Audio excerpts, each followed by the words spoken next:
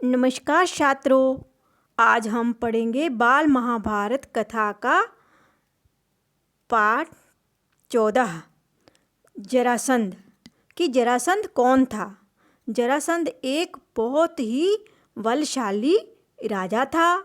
अब उसके बारे में हम जानते हैं कि और क्या क्या गुण थे उसमें। चलो शुरू करते हैं। इंद्रप्रस्थ में प्रतापी पांडव न्यायपूर्वक प्रजा पालन कर रहे थे। युधिष्ठिर के भाइयों तथा साथियों की इच्छा हुई कि जब अब राजसूय यज्ञ करके सम्राट पद प्राप्त किया जाए। इस बारे में सलाह करने के लिए युधिष्ठिर ने श्री कृष्ण को संदेश भेजा। जब श्री कृष्ण को मालूम हुआ कि युधिष्ठिर उनसे मिलना चाहते हैं तो तत्काल वह द्वारका चल पड़े। इंद्रप्रस्थ पहुँचे। अब युधिष्ठिर की इच्छा थी कि वह श्री कृष्ण से मिले, तो वह उनकी इच्छा जानकर संदेश पाकर श्री कृष्ण जो थे द्वारका पहुंच गए। युधिष्ठिर ने श्री कृष्ण से कहा, मित्रों का कहना है कि मैं राजसूय यज्ञ करके सम्राट पद प्राप्त करूं, परंतु राजसूय यज्ञ तो वही कर सकता है जो सारे संसार के नरेशों का पूज्य हो और उनके द्वारा सम्मानित हो। तो युधिष्ठिर ने कहा कि राजसूय यज्ञ तो वही कर सकता है जो नरेश में राजा है, जो सारा देश के राजा जो हैं उनको पूजते हों। तो आप ही इस विषय में मुझे सही सलाह दे सकते हैं। युधिष्ठिर की बात शांति के साथ सुनकर श्री कृष्ण बोले, मगध देश के राजा जरासंध ने।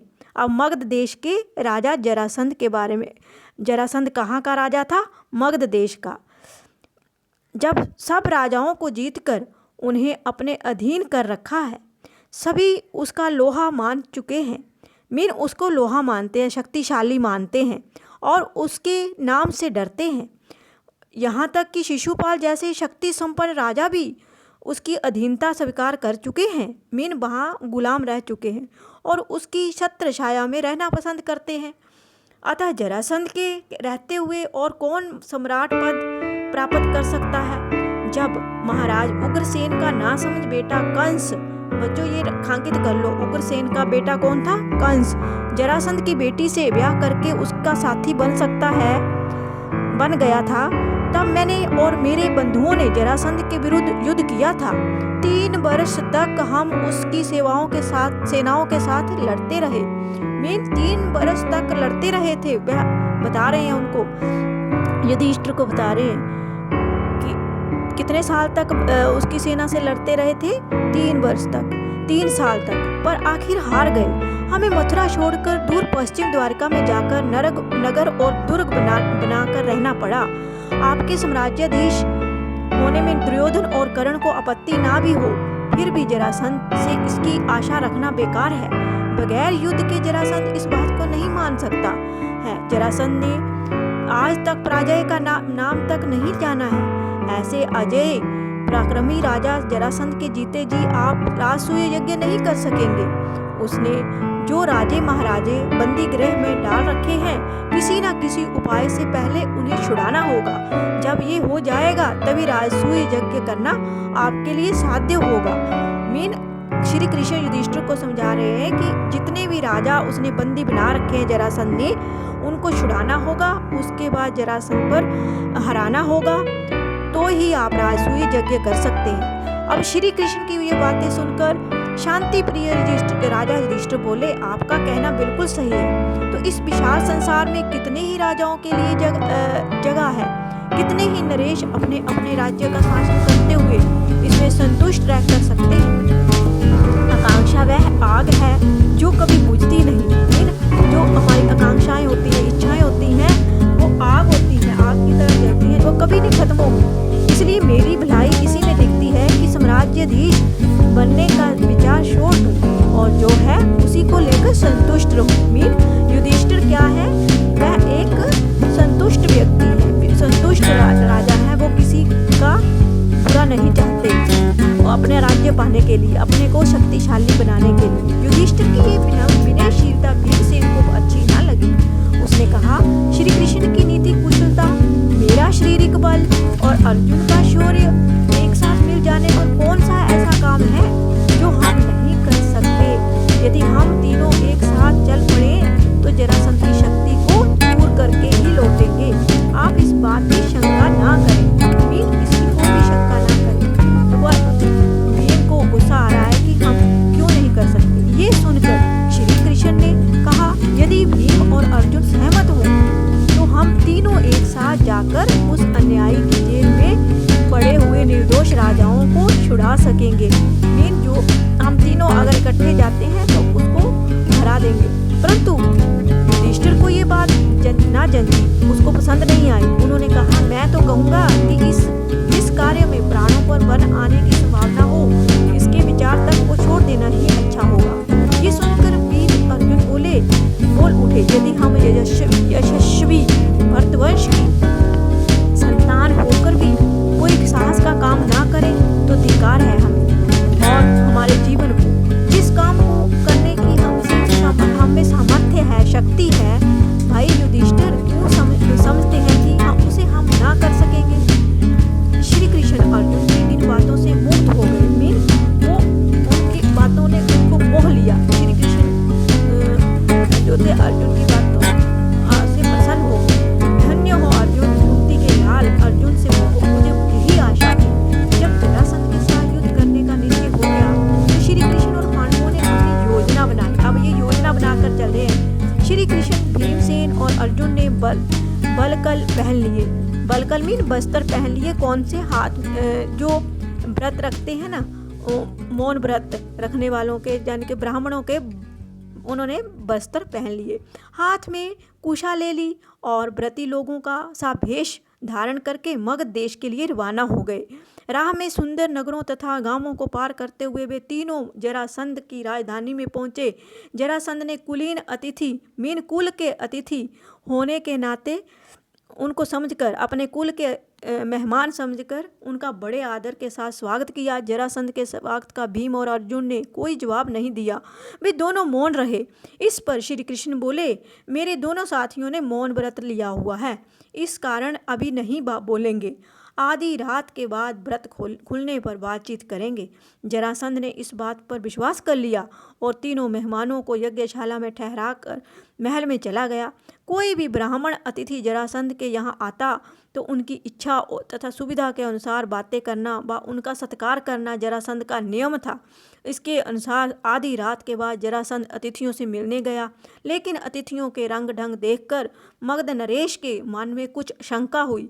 राजा जरासंध ने कड़क कर पूछा, सच सच बताओ, तुम लोग कौन हो? ब्राह्मण तो नहीं दिखाई देते। इस पर तीनों ने सही हाल बता दिया, सच कह दिया उन्होंने, और कहा, हम तुम्हारे शत्रु हैं, तुमसे अभी द्वंद्व युद्ध करना चाहते हैं। हम तीनों में से किसी एक से जिससे तुम्हारी इच्छा हो लड़ सकते हो, हम सभी इसके लिए तैयार हैं। तभी भीमसेन और जरासंध में कुश्ती शुरू हो गई। दोनों वीर एक दूसरे को पकड़ते, मारते और उठाते लड़ने लगे। इस प्रकार पल भर विश्राम किए बगैर वे 13 दिन तक और 13 रात लगातार लड़ते रहे।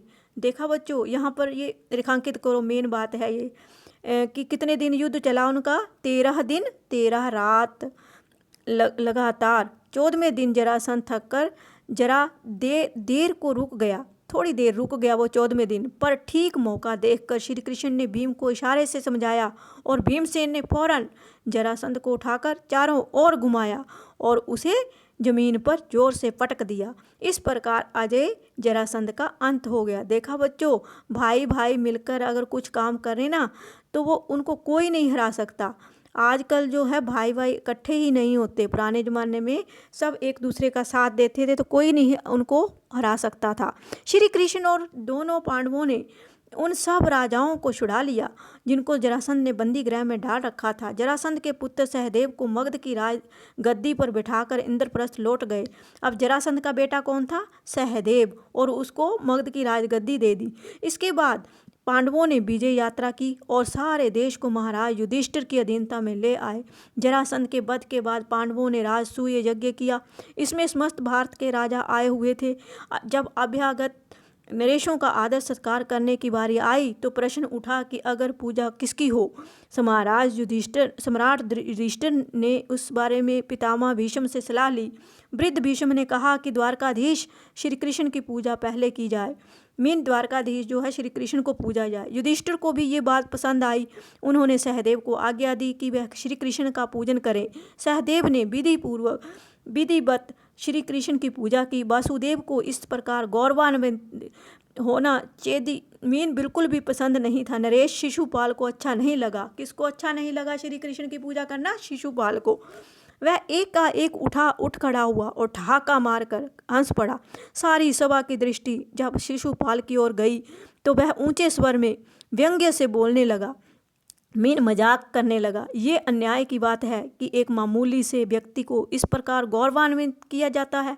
युधिष्ठिर को यूं आड़े हाथों लेने के बाद शिशुपाल सभा में उपस्थित राजाओं की ओर देखकर बोला, उपस्थित राजागण, जिस दुरात्मा ने कुचक्कर रचकर वीर जरासंध को मरवा डाला, इन्होंने जो था वह कुचक्कर रचकर गलत तरीके से अपनी योजना बनाकर उस जरासंध को मार दिया, उसी की दृष्टि युधिष्ठिर ने अगर पूजा की, इसके बाद उसे हम धर्मात्मा कैसे कह सकते हैं? इनमें हमारा विश्वास नहीं रहा, श्री कृष्ण में कोई विश्वास नहीं रहा। अब कौन बोल रहा है? शिशुपाल। इस तरह शब्द बाणों की बौछार कर चुकने के बाद शिशुपाल दूसरे राजाओं को साथ लेकर सभा से निकल गया। राजाधिराज युधिष्ठिर नाराज हुए, राजाओं के पीछे दौड़ गए और अनुनय विनय करके उन्हें समझाने लगे। युधिष्ठिर के बहुत समझाने पर भी शिशुपाल नहीं माना। उसका हठ और घमंड बढ़ता गया। शिशुपाल नहीं मान रहा था। जब युधिष्ठिर उससे प्रार्थना करके भी मना रहे थे तो घमंड बढ़ता गया। अंत में शिशुपाल और श्री कृष्ण में युद्ध छिड़ गया जिसमें शिशुपाल मारा गया। राजसूय यज्ञ संपूर्ण हुआ और राजा युधिष्ठिर को राजाधिराज की पदवी प्राप्त हो गई। तो बच्चों, ये था जरासंध। तो कैसा लगा ये छोटा सा प्रयास? आप कमेंट करके ज़रूर बताना। Thanks for watching. मेरे प्यारे बच्चों, अगर आपको मेरा ये वीडियो अच्छा लगा then don't forget to like, share and subscribe to my channel and also press the bell icon for more updates.